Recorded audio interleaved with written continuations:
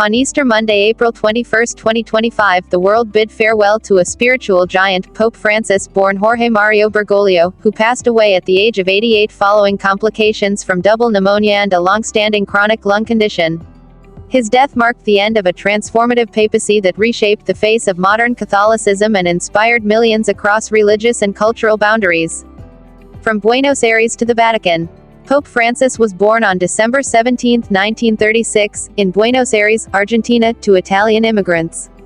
Before joining the clergy, he studied to become a chemical technician.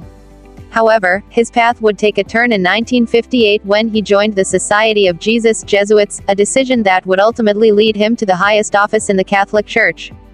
Ordained a priest in 1969, Bergoglio quickly rose through the ranks, becoming provincial superior of the Jesuits in Argentina in 1973.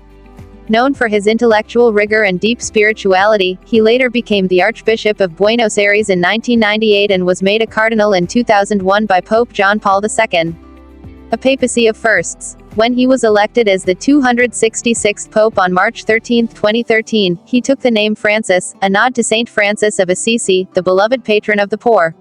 In doing so, he became the first Jesuit Pope, the first Pope from the Americas, the first non-European Pope in over 1,200 years.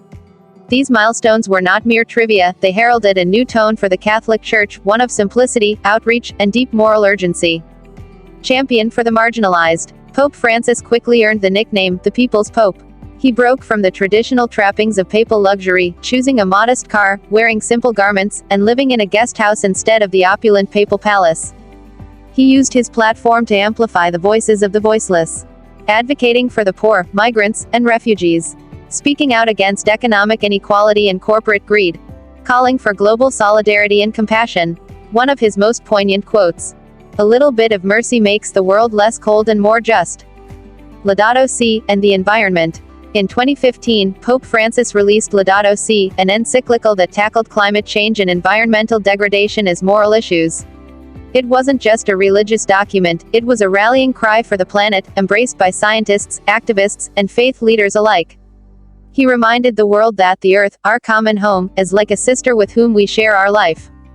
Reforming the Church. Despite facing criticism and resistance, Pope Francis worked to combat clerical sexual abuse, holding bishops accountable, improve financial transparency within the Vatican Bank, promote synodality, encouraging open dialogue among church leaders and laypeople alike. His papacy was not without challenges, but it was marked by courage, compassion, and an unwavering focus on the Church's mission to serve. Final days in global mourning. Despite deteriorating health, Pope Francis made a final appearance on Easter Sunday, blessing the faithful from St. Peter's Square. The next morning, at 7:35 a.m., he passed away peacefully in his residence at Casa Santa Marta.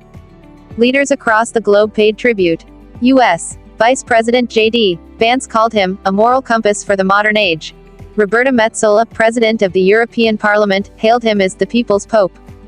Indian PM Narendra Modi praised his efforts in interfaith dialogue and social justice. UN officials remembered his constant advocacy for displaced communities. A legacy that lives on. Pope Francis didn't just lead a church, he inspired a movement. He redefined what it means to lead with humility, to preach with action, and to serve without conditions. His vision of a church that walks with the wounded, cares for the earth, and welcomes the stranger will continue to shape the Catholic faith and global consciousness for generations.